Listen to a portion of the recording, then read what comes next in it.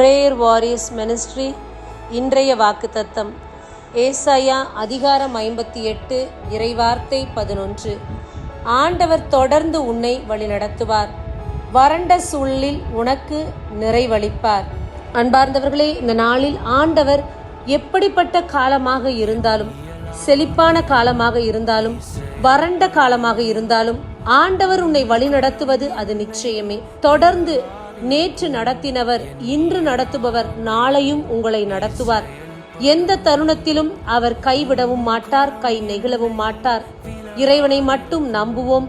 வாழ்நாளெல்லாம் அவருடைய கரத்தை பற்றி பிடித்து பயணம் செய்வோம். ஆமேன். God bless you.